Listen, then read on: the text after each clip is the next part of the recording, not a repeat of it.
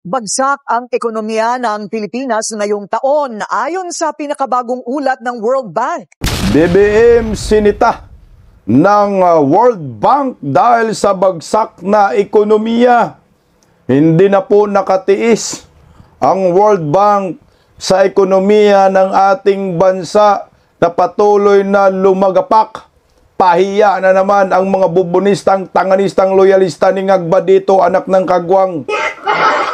Wala na, patuloy po tayong bumabagsak dahil po sa mga kawatan sa gobyerno under Marcos admin na palaging nakangiwi ang panganak ng kagwang ngayon. Nakakahiya ho, kagahapon nga po ay naitala ang pinakamababang palitan ng piso kontra dolyar sa kasaysayan ng ating bansa. Bungit. Anak ng kagawang, mag-resign ka na lang. Paano hindi babagsak ang ating ekonomiya? Ang ginagawa, panay pangungurakot at panay demolition job sa mga Duterte at sa mga kakampi ng mga Duterte. Kaya wala pong magandang na idudulot itong gobyernong ito simula umpisa pa lang ng kanyang termino. Duterte. Tapos ngayon, mga kalyado ng mga Duterte, binabanatan, kagaya ho itong si Senator Ronald Bato de la Rosa, ginigipit masyado balak kidnapin. Kaya naman, ang payo ni Senator Robin Padilla kay Senator Bato, huwag kang sumuko sa mga banyaga. Anak ng kagwang, no? Banyaga pang dadayo dito para kidnapin si Bato.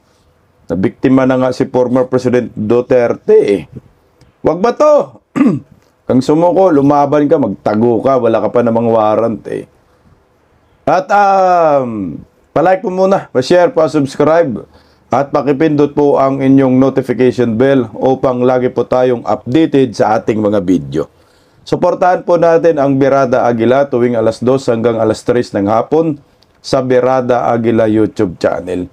Magandang tanghali po sa ating lahat. Excuse me po. Pag-usapan po muna natin itong ekonomiya ng ating bansa. Na nakakahiya ho maging Pilipino sa panahong ito. Grabe, no? Simula na si Bongbong Marcos naging presidente, ang ekonomiya ng ating bansa, hindi talaga gumanda ang ekonomiya. Patuloy na bumabagsak hanggat nalulubog tayo sa kumunoy. Noong una, mga political analyst lang, mga economic analyst lang ang pumupuna na bumabagsak ang ekonomiya. Pero ito, World Bank na talaga ang nagpuna sa gobyernong ito. Na hindi na ho po siguro sabihin ng mga animal na mga supporter ni Bangag na fake news na naman tayo. Ito, World Bank na mismo ang nagsalita tungkol sa bagsak na ekonomiya ng gobyernong Marcos na hindi ho talaga tumama ang economic policy ng hinayupak na gobyernong ito. Pakinggan po natin mga bubunistang tanganista, baka sabihin na naman ninyo, gawa-gawa kami. Bagsak ang ekonomiya ng Pilipinas ngayong taon ayon sa pinakabagong ulat ng World Bank.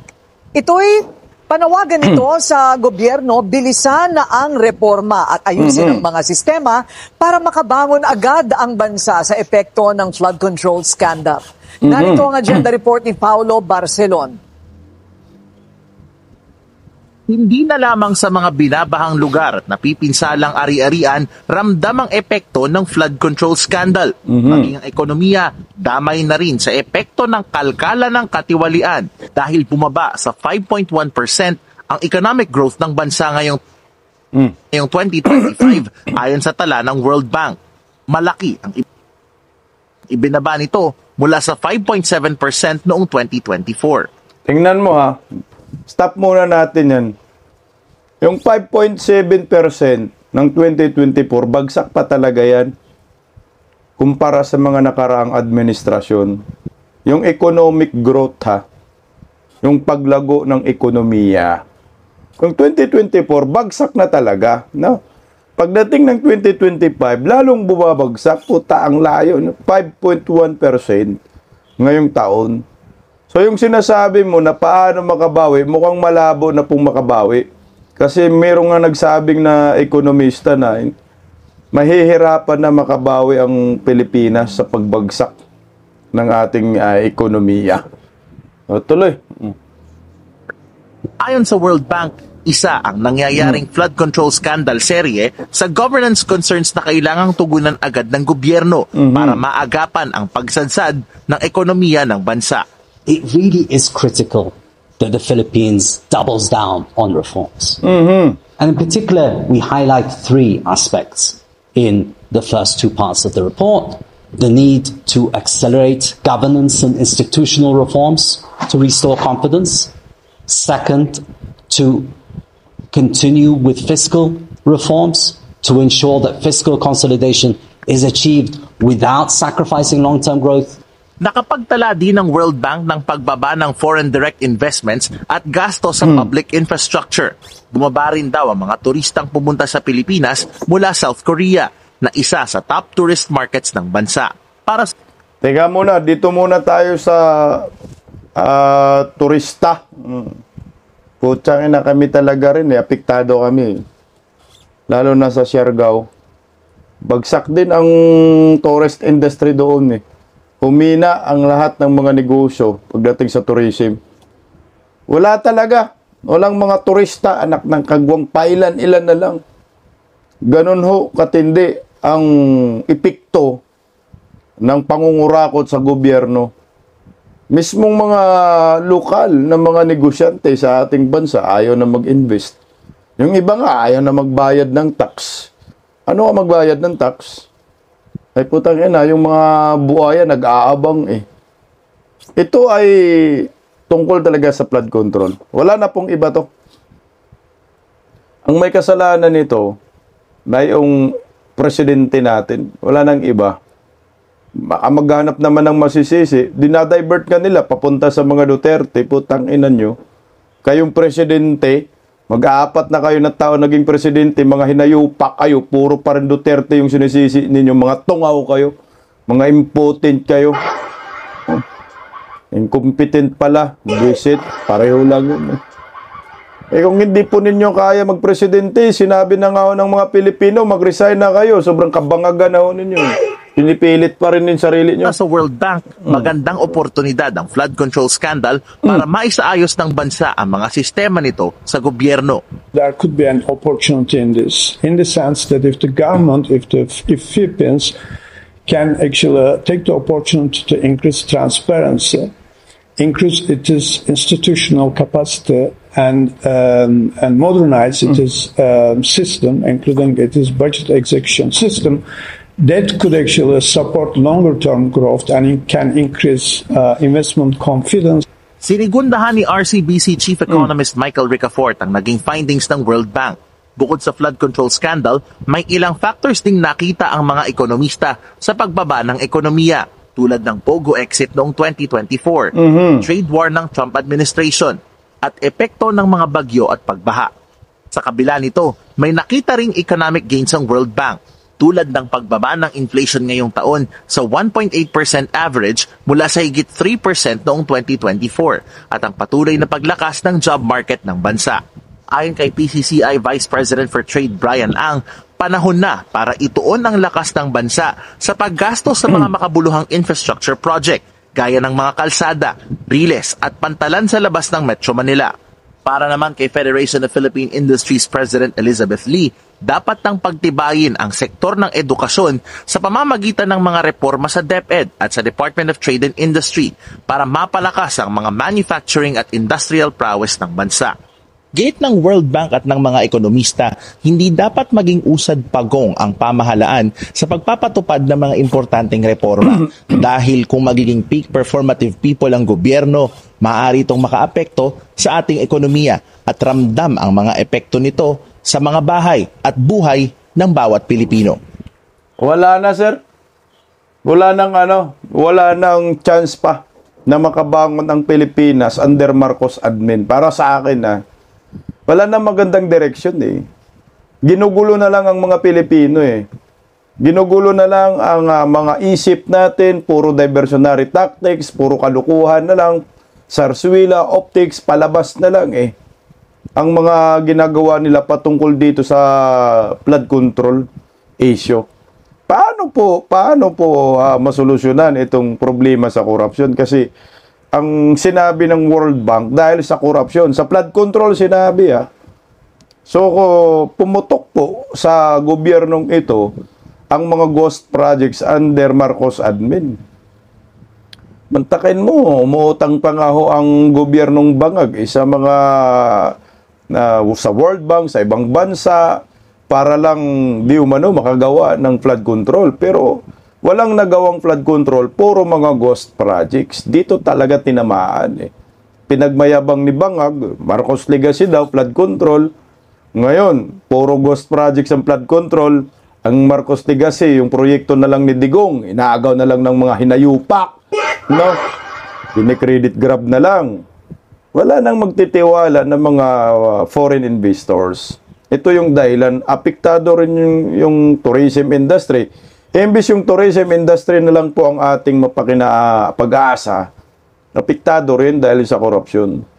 Kasi sino ba yung pupunta na mga turista sa isang bansang puro mga buhaya?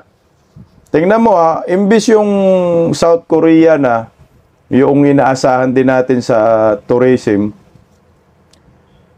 pati ba naman yun, ayaw na rin pumunta sa atin. Pagkatapos natin itakwil yung mga inchik, no? Wala na ngang mga turista mga inchik sa Pilipinas, bibihira na lang. Itong South Korea na naman ngayon, inayawan tayo. Apekto talaga yung pagtanggi ng South Korea na pautangin ang ating bansa. Reflection yun. Dahil sa flood control, corruption. Yun ang malinaw dyan. Kaya ang nung nangyayari, bagsak ang ekonomiya. Yung sinabi ng mga ekonomista, ginawa na yun ni Tatay Digong noon. Gawa ng tulay, kalsada, mga pantalan. Ilang pantalan ang ginawa ni former President Duterte inayos. Sobrang dami. Mga airport, ang dami ho eh. Pero ngayon, under Marcos admin, ang mga animal doon sa flood control kasi siguradong makanakaw sila, puro ghost. Kaya ngayon, sinong nagsasuffer tayo, mga Filipino? Pag-asa na makabawi, mukhang malabo para sa akin eh. Wala nang pag-asa ang Pilipinas sa mga Marcoses. Kagaya kahapon, tingnan mo Putang ina, no? Gumawa na naman ng kasaysayang ang hinayupak. Swerte yung mga OFW dito. Pero malas po ang kabuuan ng maraming Pilipino. Pero hindi rin swerte ang mga OFW kasi nga, ang mga kamag-anak nila nasa Pilipinas din naman nakatira eh.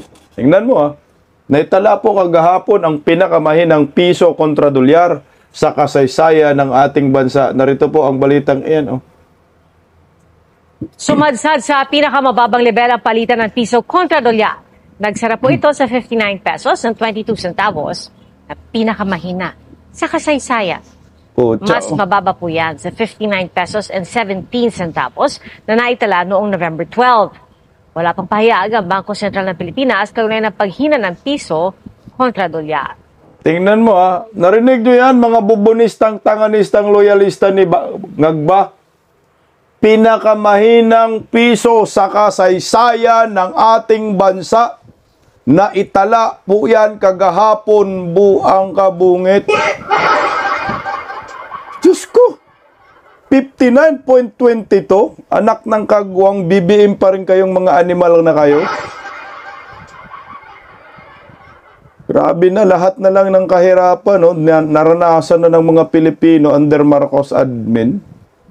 Sus ko, sa ibang bansa pa to nag-resign na eh. Isa lang ang ibig sabihin, weak ang leader, walang kwentang pamumuno. Kasi nga, simpleng logic lang eh. Kung totoong maayos ang pamumuno ni Bangag, ay puta, maranasan kaya natin yan? Pinaka-weak na palitan ng piso kontra dolyar sa kasaysayan, 59.22. Akala ko ba mga bubonistang tanganista ni Bangag ay pag si BBM maging presidente, ang palitan ng piso kontra dolyar ay $1 ay equal to 1 piso. O, nasa na yun? Lolo nyo, ito yung maliwanag na hindi kaya ni BBM maging presidente. Tingnan mo, imbis na kaibiganin yung China, inaway. Na ito na ho sana yung pag-asa natin, umaangat yung ekonomiya natin. Nabanggit ng ekonomista kanina, yung pagkawala daw ng pugo noong 2024. Yun daw ang isa sa mga dahilan na bumagsak ang ekonomiya. Tama talaga. Alam mo po yung mga pugo building ngayon, wala nang mga tao. Marami ring mga establishment, yung mga condo unit sa Metro Maynila. Putang ina, sa pag tiningnan mo, walang katao-tao. Mga condo unit Akala mo ghost town eh. Bakit? Napupuno lang naman yung mga yan kondo noon dahil sa pugo. Dahil sa mga inchik, yung mga inchik diyan nakatira sa mga kondo unit. Kondo man yan sila. Pati tourism industry, tinamaan pagkawala ng mga inchik eh. Diyan talaga bumabagsak. O, nawala yung pugo. Sa panahon ni Tatay Digong nga, pag tiningnan mo, regulated naman talaga ang pugo. Wala namang kababalaghan sa panahon ni Tatay Digong. Rehistrado naman lahat. Tinatingnan naman ang lahat ng mga transaksionis ng mga pugo. In fact, yung COVID yung pandemya, pugo nga ho yung nakatulong sa atin Tapos, pagkatapos mong pakinabangan, tinanggal mo. Nasaan yung logic nun?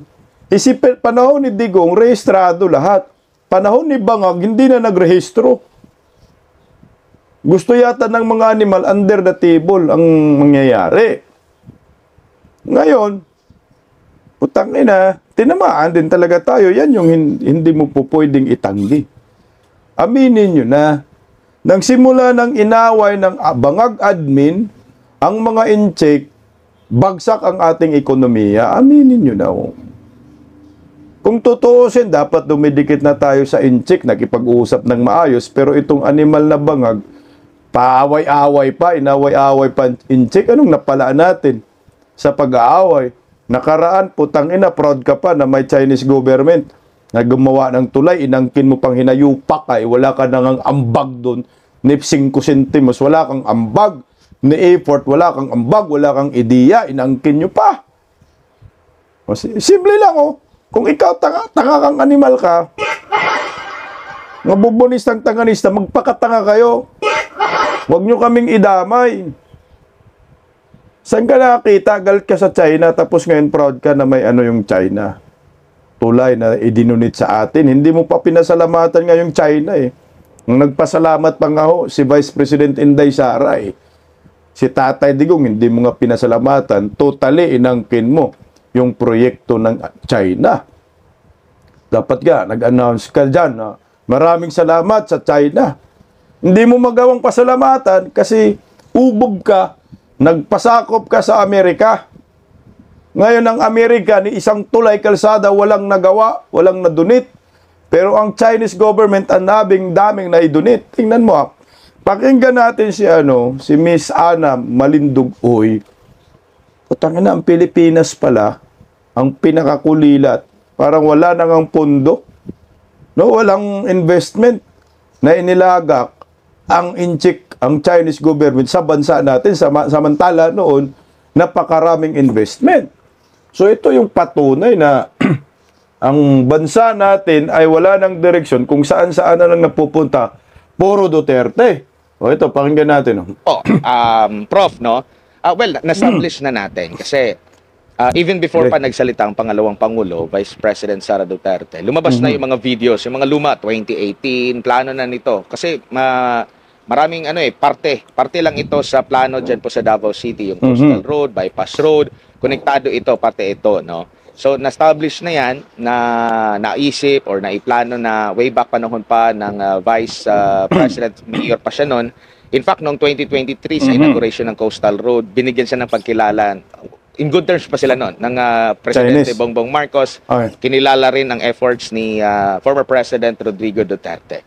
Pero dito tayo sa mga umuusbong na mga issue na kumakalat din sa social media, lalo na-establish na ito ay walang pondo na ginamit ang local government ng Davao City, ang national government, ito ay pondo galing po sa China. May lumabas din yung issue na ang kapalit niyan, ito pong West Philippine Sea, pampapogi lang yan ng China dahil sa West Philippine Sea. Ano pong pagkakaalam niyo po dito? Ito ba'y bukod tanging nagaganap lang sa Pilipinas, China sa pagtulong sa Pilipinas? Or China sa iba pang mga bansa? Or ibang bansa sa iba pang mga bansa?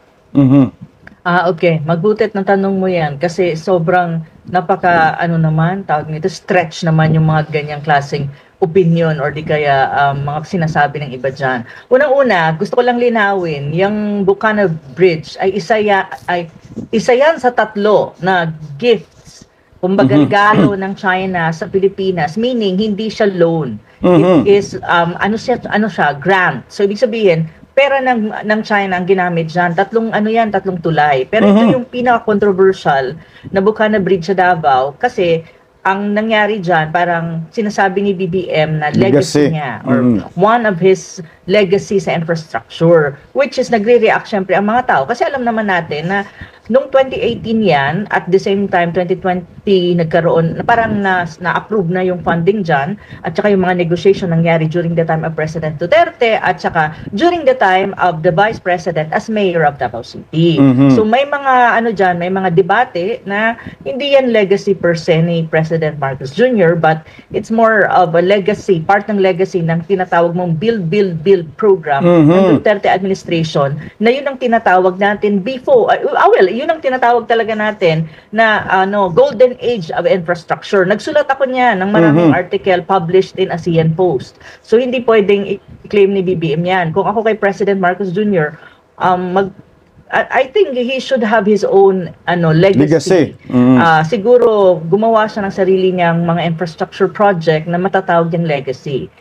But, paano magkakaroon ng legacy itong hinayupak na ito? Wala ngang alam. Ang legacy flood control, puro mga ghost yan. Marcos legacy, flood control, ghost projects. Anong legacy niya? KOGC SEDS. Anong legacy niya? Kinidnap si Digong. Ito naman, anong legacy niya? Si Bato, isama. Anak ng kanumuti talaga, walang kwenta. Walang legacy na matino itong si Bangag. Puro panluluko lang. Yun na nga, di ba ho kayo alibadbaran dyan, mga bubunistang tanganista, amo nyo, nangangangkin ng proyekto na hindi sa kanya, mga los-los nyo. Ito tuloy. Hindi yung tipong, parang ang nangyari kasi kay BBM, parang credit grabbing yan eh. Correct. In many ways or in many respects. On the other hand, ang sinasabi nila, parang in exchange for yung tinatawag nating dispute dyan sa South China Sea, that's not really true. Actually, ang China is a big investor, it's a big financer when you talk about infrastructure projects in different parts of the world, especially sa tinatawag mong Global South. Ito yung developing countries. Even across Southeast Asia, ang pinakamalaking pumupondo pagdating ng mga infrastructure project, both physical infrastructure and soft infrastructure. Soft infrastructure meaning yung digital infrastructure ay ang China. So actually, ang Pilipinas ang may pinakamababa at this time when you talk about financing ng China sa infrastructure project, especially under BBM administration. Kung titignan mo ang Africa, titignan mo ang Latin America,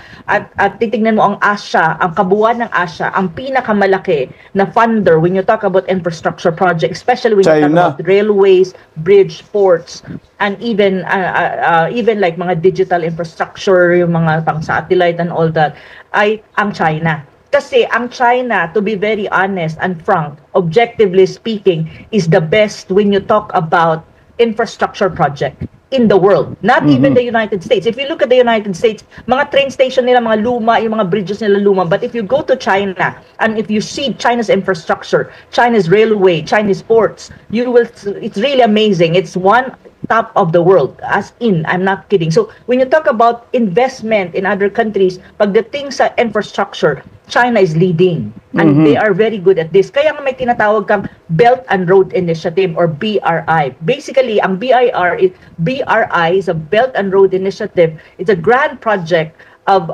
China that basically focus on infrastructure investment in many parts of the world.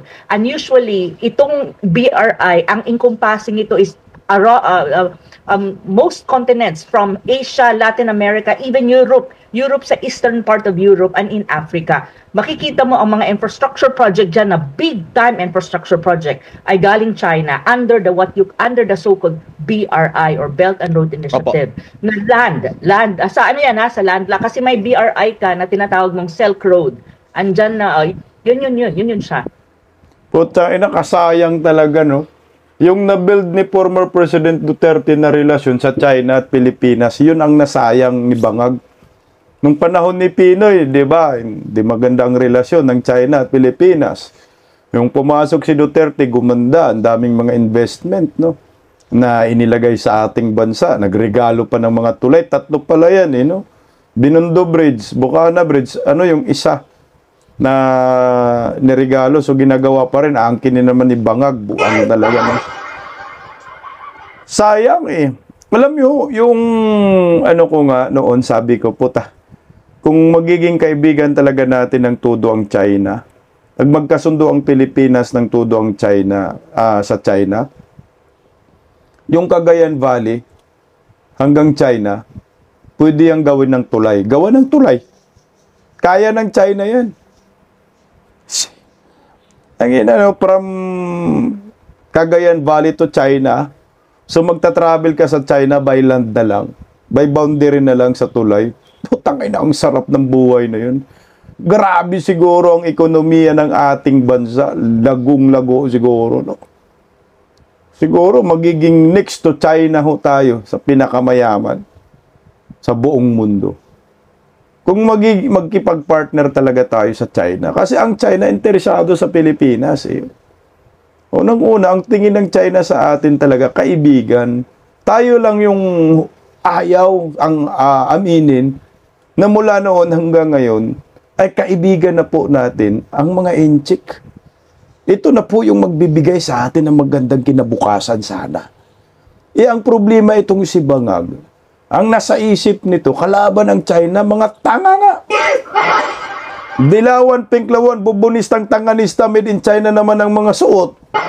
Pati cellphone ginagamit pang tutrolls, made in China din naman, mga tanga nyo, no? Kasi kung ako lang presidente, gayahin ko si Duterte talaga. Didikit at didikit ako sa China. Yung Amerika nga, putang na, mayaman na yan. Bakit dumidikit sa China? Sige nga, isipin nyo po. Kasi nga, nakikita ng Amerika, maganda po yung oportunidad na ibibigay ng China sa kanilang ekonomiya. Samantala, ang layo ng Amerika, no?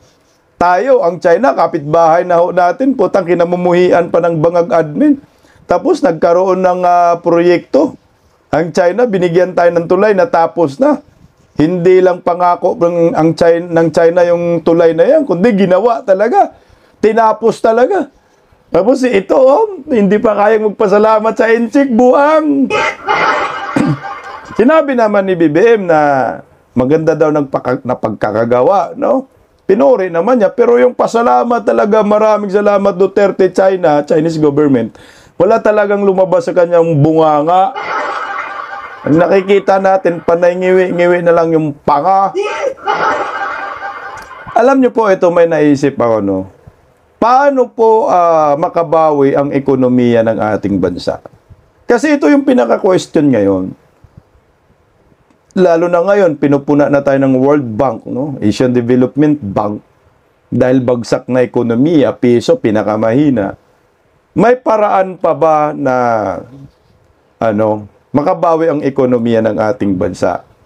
Except sa mga sinasabi ng mga ng mga ekonomista.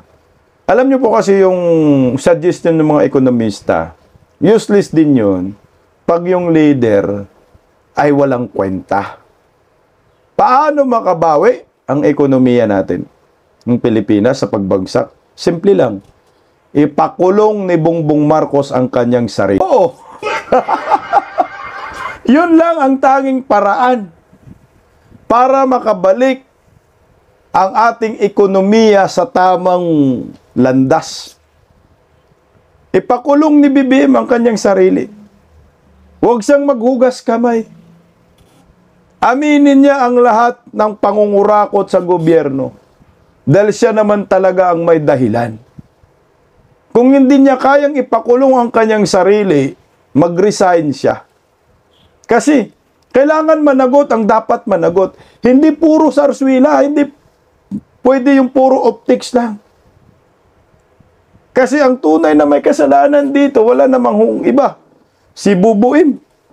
Kung sino-sino yung mga tinuturo Nag-uugas kamay, mga papadkast-padkast pambuang. Wala na. Tumatagal lang. No? Puro na lang kwento, puro palabas, sarswila. Ang tao nililito. Tingnan mo yung kanyang sinasabi na magpapakulong daw bago magpasko. Sinong pinapakulong nila? Si Diskaya, putang ina, dilis. Yung pinapakulong mo, iyon na nga yung magtuturo sa'yo. Na may kinalaman ka kay Martin Romualdez. Si Martin Romualdez, hindi man lang napag-usapan ngayon. Puro Diskaya, putang ina. Hindi yan ang gusto nating makulong. Ang gusto natin makulong, itong si Martin Romualdez, Saldico. Nasa na yung mga animal? Si Martin Romualdez, hindi maturo-turo Kasi nga, kung ipakulong si Martin Romualdez, kulong din sila. Kaya ang ekonomiya, nagsasaper ngayon.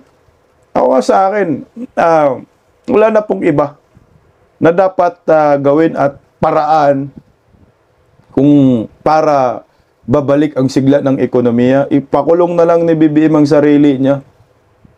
Asawa niya, anak niya, pinsan niya, ipakulong niya. Panigurado, babalik ang kumpiyansa ng mga foreign investors. Kasi nga, makikita mo po, okay pala dito sa Pilipinas mag-invest. Dahil pag may mga kurakot, kahit na first family, presidente ay makukulong pala, dito na lang tayo. Kaso wala nga tayong ganun Kapito ko ang mga animal. Kung ano-ano na lang yung mga pautot, kung sino-sino na lang yung tinuturo. Ikaw may kasalanan. Anak ng kamuti. Tingnan mo ito, Diskaya family, Matapos i-anunsyo ng Pangulo na lalabas na ngayong linggo ang arrest warrant para kay Sara Diskaya, sumipot ang kontrobersyal na kontraktor sa NBI ngayong araw. Yan ang agenda report ni Andrea Salde, live nag-uulat mula sa NBI sa Pasay City. So Andrea, sumuko na nga ba si Diskaya at ano ang sinabi niya at inunahan pa niya ang anunsyo ng Pangulo? Corina, kusang ang iprenisenta ng controversial flood control contractor na si Sara Diskaya ang kanyang sarili sa NBI para voluntary na magpa-custody. Yan ang kinumpirma ng kanya mismong kampo habang napipinto ang paglabas ng arrest warrant laban sa kanya. Ayon sa source ng Billionaire News Channel, direktang nakipag-ugnayan ng mga abogado ni Diskaya sa NBI para sa kanyang voluntary custody. Pasado 10:00 daw kaninang umaga nang dumating ito sa headquarters kasama ang mga abogado at anak.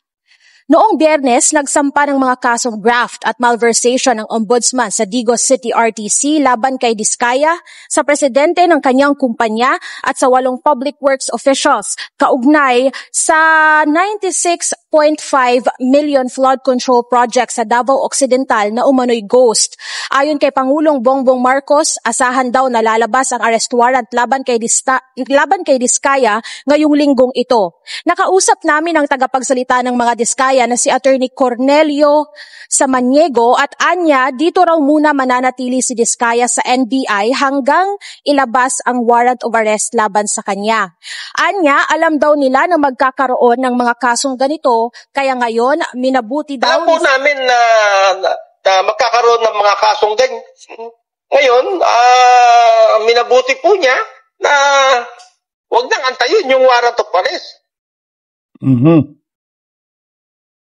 Nanindigan din ito, Corina, na walang ghost project ang kontrobersyal na contractor. Ito ang kanilang ikinakulungkot, lalo't non-bailable ang mga kinakaharap na kaso. Maliban kay Sara Diskaya, sumuko na rin umano ang exec ng St. Timothy Construction na si Maria Roma Angeline Remando sa Pasig City Police Station kagabi.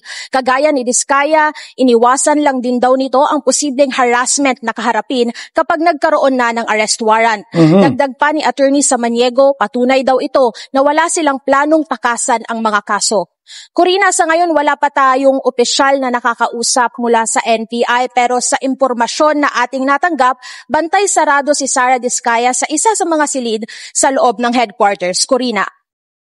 Okay, meron bang hinihintay pa na maaaring sumuko, Andrea? Kasi nagulat tayo dito, ano? Pero talagang isa lang pa lang ba ang balak pagsilbihan ng warrant? Sa ngayon, Corina, wala pang warrant of arrest laban sa mga subjects ng kasong isinampa ng ombudsman sa Digos City. At sa ngayon, si Sara Diskaya at si Roma pa lang sa Pasig City Police Station ang sumuko sa mga otoridad. Corina. Okay, nag-uulat ng live mula sa NBI sa Pasay. Tagtiningnan nyo po. Putak ina guys sa akin lang Hindi naman siguro tayo mga tanga. Itong ginawa ni Bongbong talaga, Zarzuela. Isipin nyo yung warrant na nailabas kay Diskaya, doon pa sa Digos na kaso, pinasampa ng ombudsman. Sa Davao pa, putang na kinukunik talaga sa mga Duterte, no? Pupunta talaga sa Davao. Pero anak ng kagwang, ang pinaka-kontrobersya na flood control, nandito sa Luzon. Sa Bulacan, no? Anak ng kamote.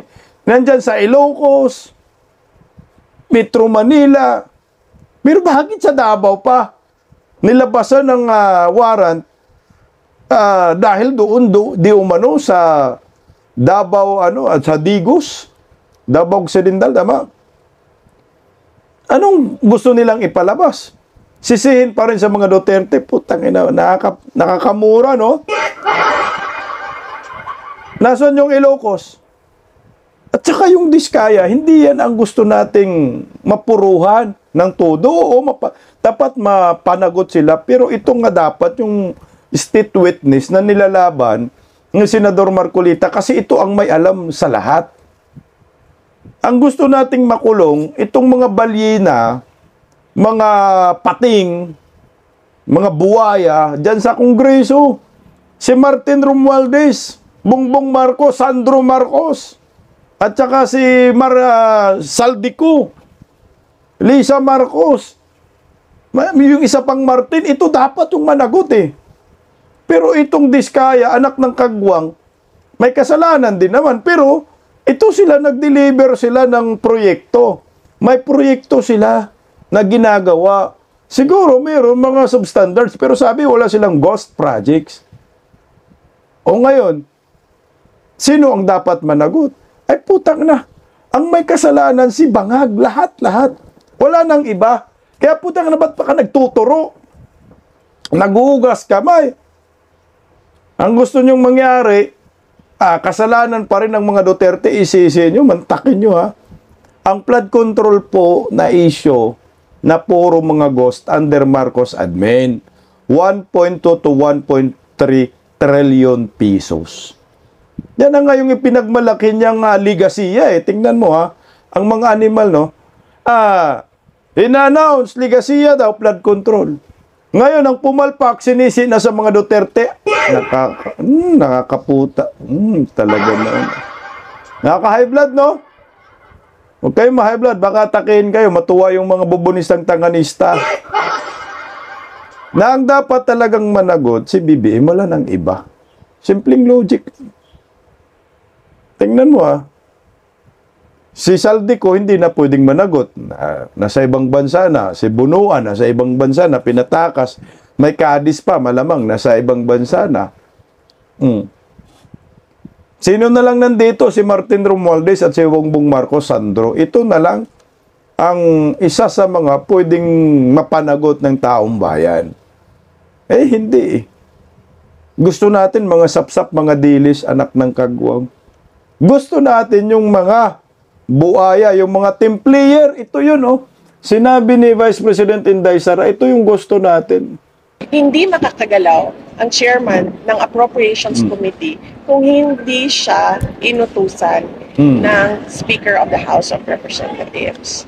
So, yun yung part nilang dalawa, di ba? Insertion man tawag nila, pag-insert. Tapos, hindi ko na kailangan sabihin na kasali yung Pangulo dyan. Kasi kitang-kita naman natin, kanino bang pirma? Sasabihin na naman niya, hindi niya pirma yung nandoon sa GAA. Hindi. Ako yan. Hindi si Ferdinand Marcos Jr. ang pumirma dyan. Ang ebidensya ng kanyang participation is yung pirma niya sa GAA. Makita niya kung ano yung ginawa ng Congress doon. Pero pinirmahan pa rin niya. Accountable siya because he allowed the insertions. Correct. So that is a culpable violation of the Constitution. Ayan yung tatlo. Yan dapat yung makulong kasama si Bake, kasama si Sandro. Pag ito nakulong ang mga animal na yan, panigurado, makakabangon ang ating bansa sa pagkalagapak. Ang ekonomiya ay lalago. Pag si Vice President Inday Sara ang maging presidente, matik yan. Ang kumpiyansa ng mga foreign investors ay tataas. At magsiksiksikan ang mga direct foreign investors sa ating bansa at mag-i-invest po sila ng todo. Uubusin nila yung kapital nila sa ating bansa kung si Vice President Inday Sara maging presidente at makulong yung tatlo na yan. Kasi ang issue lang naman ng mga investors, corruption issue, daming kurakot. Yun lang naman ang issue. Na kailangan po makasiguro ng mga investors na ligtas ang kanilang pera. Paano? Ito yung tatlo, Bongbong Marcos, Saldico, Martin Romualdez, yun ang ikulong. Yun ang managot. Maparusahan at mag-resign po sila sa kanilang mga pwesto dyan sa Malacanang. Kasi kung hindi po yan maparusahan si BBM, walang magandang ekonomiya na mararanasan ho natin. 2028. Kasi si Inday Sara, wala namang makakatibag dyan. Kahit dayain pa nila sa Kumilik, malabong dayain yan. Kailangan lang ang gawin ng taong bayan sa 2028, todo bigay ang suporta. Bagayanigin talaga, una pa lang ang pangangampanya, yanig na agad. Milyon-milyon darating sa mga rally, gano'n na ho. Kasi kung hindi natin gawin yan, talagang pwedeng dayain yan ni Bongbong Marcos. Siyempre, malay natin, biglang iupo si Martin Romualdez sa pagka-presidente. Okay, ninam talaga. Kasi alam naman nila, pag si Inday Sara maging presidente, matik yan, ay yung ginawa nila kay former President Duterte, mas masahol pa ang maramdaman nila. Kagaya nito, putangin na itong corruption na ito, trillion-trillion, hindi ba pwedeng palampasin ni Inday Sara to? Pag si Inday Sara maging presidente, kunyari si Inday Sara, bukas presidente na, ay putangin na, walang ariglo yan. Lahat kayo dyan managot. Kulong kayo sa bilangguan. Lifetime. Tapos kung ako Inday Sara, ibalik ko yung hukom bitay. Pag ako si Inday Sara, naging presidente, ang pinakamunang gawin ko, yung ombudsman, ipa-impeach ko. Impeach naman talaga. Maraming pwedeng ma-impeach yan kasi si Boying putangin na, matatapos na lang termino ni Inday Sara, si Boying, ombudsman pa rin. Ay hindi matatapos termino ni Inday Sara, mapalitan na si Boying kasi 7 years lang naman si Boying. Pero tinik pa rin, isipin mo yung 4 years. sa pagiging presidente, nandyan pa rin si Boying. Kaya, pagkaupo ni Inday Sara, impeach na agad yan si Boying. Kasi yan lang naman yung dyan, problema, magbibigay ng problema. Paano makulong mo itong mga hinayupak na yan kung nandyan si Boying sa ombudsman? Yan ang unahin. Ito. Tingnan mo ha. Yung gobyernong Marcos, kaya hindi po tayo makausad-usad sa ekonomiya. Kasi nga yung kanilang direksyon nakatuon sa mga Duterte. Nakatuon sa mga Duterte. Gusto nilang pabagsakin kasi nga mabigat na kalaban si Inday Sara sa 2028. Alam nila yan. Kahit nga yung 2022, alam na ho nila, puta, hindi kaya si Inday Sara. Kaya anong ginagawa ho nila? Yung mga nasa baba, yung mga galamay, pinapahina na. Pero ito, si Senator Bato de la Rosa, ito naman yung focus ng gobyerno. Pero ako, alam ko, diversionary tactics pa rin ho ito para mapagtakpan ang totoong may kasalanan sa flood control na walang iba, yung tatlong bugok na yan na nagtablahan na nga ho sila ngayon. Sabi ni Idol Robin Padilla kay Senator Bato de la Rosa, huwag kang sumuko, tol. Wag na wag susuko sa mga dayuhan. Yan ang payo ni Senator Robin Padilla sa kanyang kaibigan at kapwa-senador na si Ronald Bato de la Rosa. Sa gitna pa rin po ito ng balibalitang may arrest warrant na raw ang International Criminal Court para kay Bato. Para sa iba pang detalye mula sa Senado, nasa linya ng telepono si Mean Los Baños. Mean, nagkakausap pa daw ba itong si Senator Padilla at si Senator Bato? Sa ngayon, hindi daw nagkakausap pa si Senator Robin Padilla at ang kanyang kilalang kaalyado na si Senator Ronald Bato de la Rosa. Sabi sa atin ni Senator Padilla, higit 2 buwan na raw ang makalipas nang huli silang nagkausap sa personal ni Senator Bato na ilang buwan na nga rin absent sa mga sesyon dito sa Senado. Hanggang noong September 28, nagkakausap pa raw si Senator Robin Padilla at Senator Bato de la Rosa. Yan ang sagot ni Senator Padilla, tanungin ko kaugnay sa kanyang komunikasyon kay Senator Bato, pero hindi na nga ito nagpakita simula nung mag-resume ang sesyon noong November 11. Noong September 28 daw, nagkita pa si Bato at si Senator Padilla sa ilang pagkakataon at maging sa sesyon ng Senado. Nagpadala pa nga ng screenshot sa Senator Padilla sa atin, kung saan makikita na tumawag siya kay Senator Bato noong November 7, ilang beses yan, pero unanswered na ito. Naiintindihan na raw niya na lubog na si Bato, kaya hindi na niya kinontak ang kanyang kaibigan. Kwento pa ni Senator Padilla sa akin, madalas na mag-usap ni Bato noong mga nakaraang buwan. Pero nang magsabi si Ombudsman Remulla na may palabas na warrant kay Bato, hindi na raw siya kinontak ni Senator Padilla. Ngayon, wala na raw silang komunikasyon. Pero batid daw niyang maingat si Senator Bato, lalo't dati siyang pulis. Alam daw nila na mainit ang cellphone nila, kaya hindi na rin sila kumukontak si Padilla sa kapwa senador dahil ayaw niyang maging tracker o ng dayuhan o ng ICC. Ang advice ni Padilla kay Bato, wag na wag magsusurrender sa dayuhan. Sa ngayon, nag-aalala daw si Padilla sa pamilya ni Bato, bagamat parehas daw silang warrior ni dating Pangulong Rodrigo Duterte at kaya raw nila ang anumang pagsubok, nakakaawa pa rin daw ang kanilang pamilya na naging hirap sa sitwasyon. Ruth, nagsalita na rin ang mismong Public Affairs Unit ng ICC sa bali-balitang may arrest warrant na kay Senator Bato. Sabi ng ICC, hindi raw sila nagko-komento sa ganyang mga spekulasyon dahil lahat naman daw ng public court records ay nasa ICC website.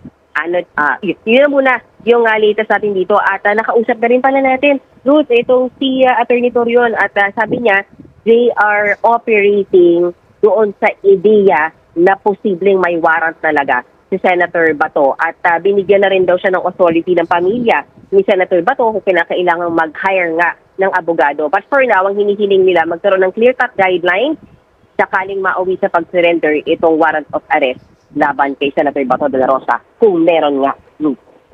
Putsang ina, tama ka dyan, tol. Huwag kang sumuko, tol. Yan ang pinaka-the best dyan. Kasi nga, ako sa akin, wala namang wala namang kaso yung sinabi ni Senator Idol Robin Padilla na huwag kang sumuko Bato sa mga banyaga. Simple lang naman yan. Wala pa namang warrant of arrest si Senator Bato. Hindi pa naman puganti yan At nasan yung proseso? Kasi ang inihintay ng kampo ni Senator Bato, Attorney Torion, maglabas kayo ng regulasyon. Ano ba talaga ang tamang proseso sa kaso ni Bato para makakounter po kami? Kasi kung hindi malinaw po sa kampo ni Senator Bato, siyempre, hindi rin malinaw kung anong gagawin nila. Kagaya nito, pakinggan po natin. Nanindigan ng kampo ni Senator De La Rosa na dapat paliwanag ng gobyerno legal na proseso kung isusuko man siya sa ICC. Correct. Ngayon na una sa lahat, nasa na nga ba si Senator De La Rosa?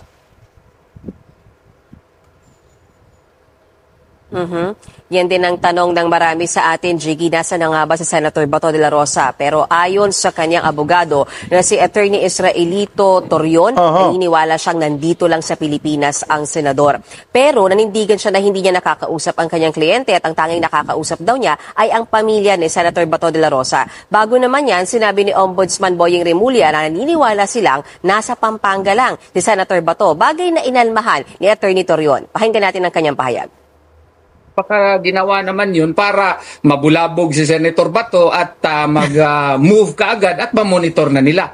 Ang tawag namin yan, bluff.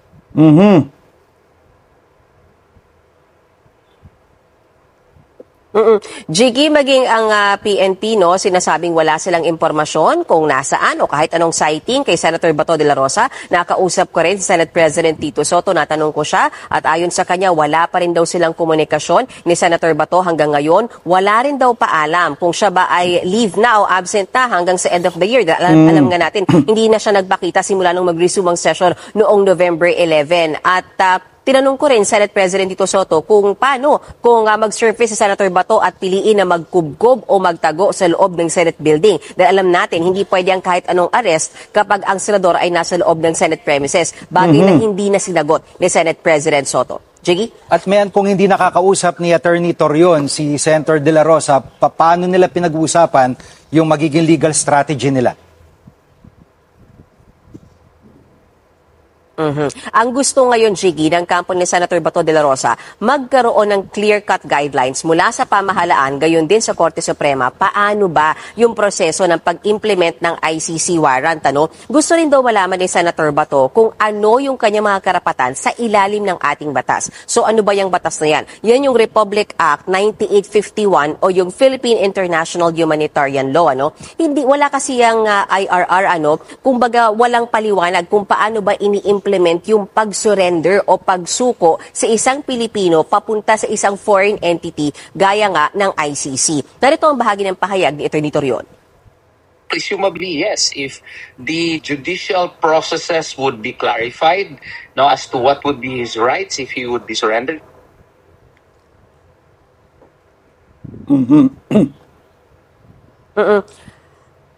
Nilinaw din ng DOJ, Jiggy, na hindi na kailangan ng IRR dahil nga self-executing daw yung batas na yan. Kung matatandaan natin, Jiggy, yung batas na yan, yung International Humanitarian Law na yan, ang naging basihan din ng pag-aresto at pag-surrender kay dating Pangulong Rodrigo Duterte. Nilinaw din ng DOJ, Jiggy, na hanggang ngayon, wala silang natatanggap na warrant of arrest mula sa ICC para kay Senator Bato de la Rosa. Jiggy. Kutsa guys, no, alam mo, ito ay hindi pa rin talaga na-resolve ho ito. Malabo i-resolve ho ito eh. Kasi nga, ang sabi ng Department of Justice, dalawa lang ang paraan, ang batas na dapat masunod, yung extradition treaty at yung surrender, voluntary surrender. Yung extradition treaty, wala namang ganun sa pagitan ng Pilipinas at ICC. Kasi nga, yung extradition treaty, bansa to bansa, hindi naman bansa yung ICC. Kaya ang gagawin ho, animal ng gobyernong ito, yung ginawa nila kay Tatay Digong, na ipinalabas nila na voluntaryong i-surrender. So, surrender si Senator Bato. Yun yung gagawin nila uli. Kasi wala pa namang ang tawag yun, yung regulation ba? Rules and regulation. Walang ganun eh. IRR ba tawag doon? Wala pa. Kasi bibihira yung mga ganitong kaso. So ngayon, ang gusto nila, i-surrender na lang. Puta, siyempre, pag ikaw Pilipino ka, bakit naman nyo ako i-surrender sa anak ng kagong sa ICC? Wala naman akong kasalanan sa ICC. Kung may kasalanan ako sa bansa, kasuhan ninyo ako. Yun lang naman eh. Kasi tayo nga eh. Di ba? Bakit ba natin ipagkanulo yung ating kapwa Pilipino? Ipinapauwi pa nga natin yung ibang mga OFW na hinahatulan. Ito pa kaya? Na walang kaso. Akusasyon lang, same with former President Duterte. Mali na ngayon kay Tatay Digong, maliin pa ninyo ngayon kay Bato. Anak ng kagong, anong klaseng gobyerno meron tayo?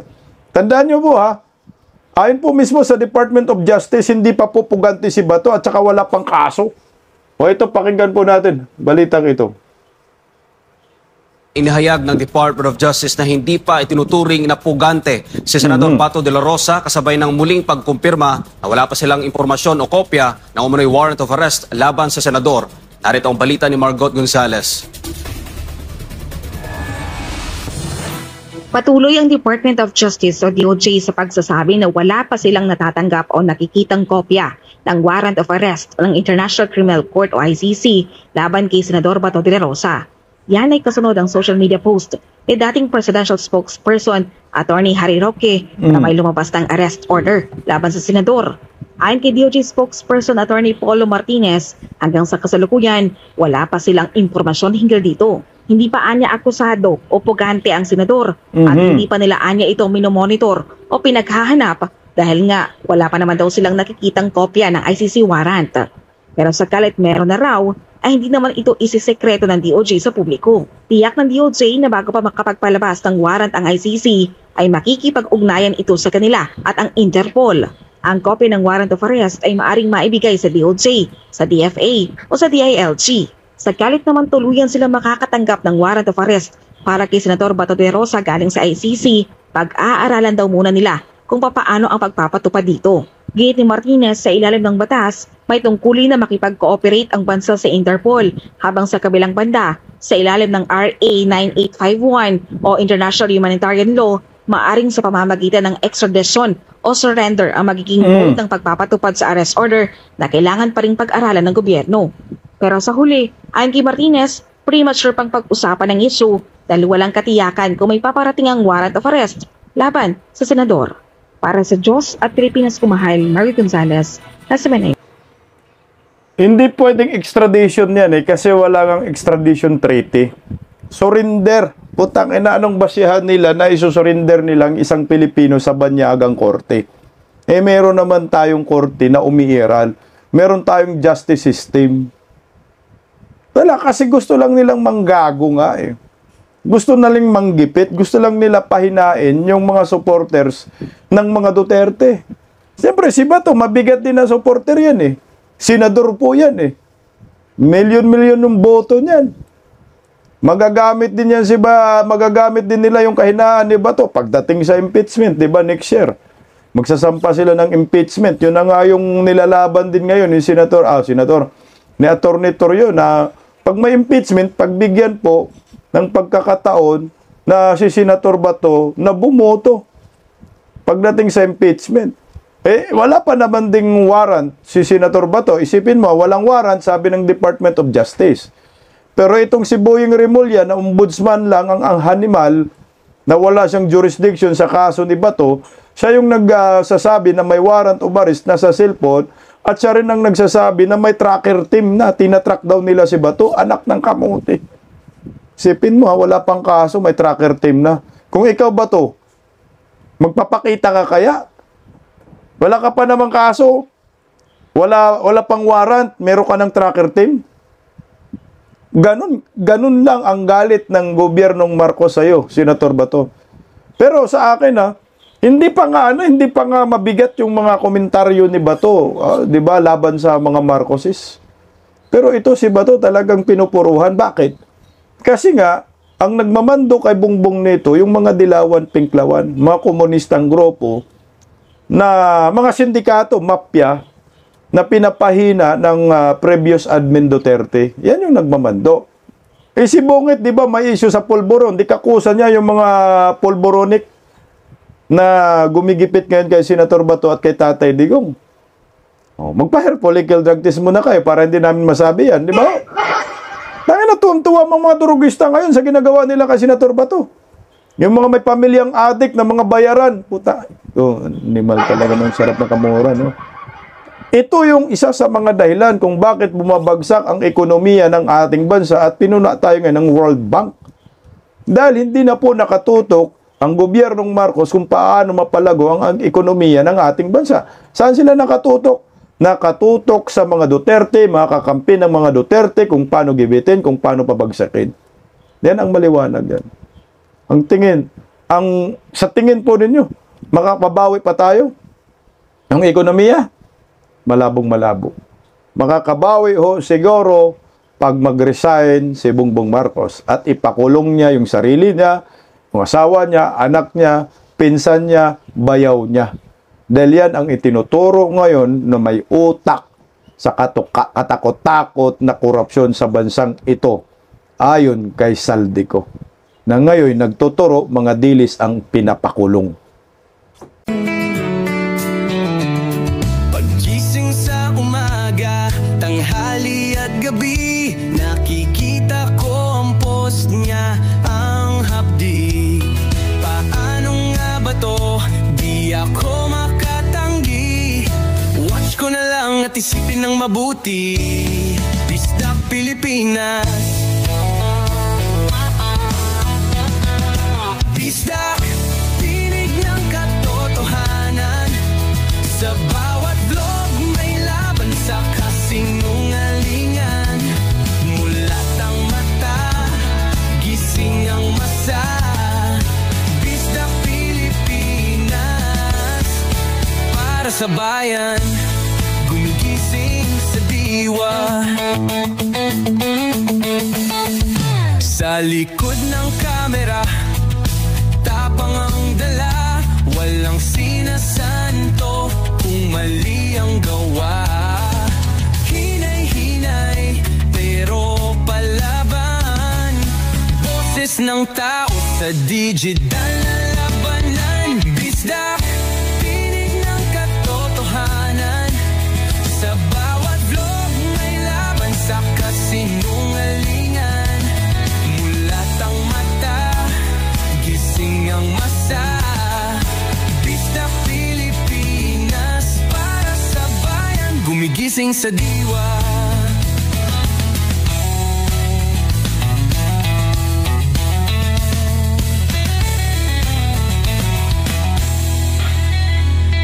Hindi artista, hindi politiko, pero ang katotohanan, sigaw niya ay buo. Sa YouTube o Facebook man siya makita, may aral ka pa rin, may uwi sa bawat salita. Bisdak, gising sa katotohanan, di lang kwento, kundi panawagan. Sa bawat Pilipinong naghahanap ng liwanag, Bisdak Pilipinas, kasama sa pagbangon ng bayan. Bisdak Pilipinas, boses ng masa, gising ang diwa. Sa vlog mo, may pag-asa.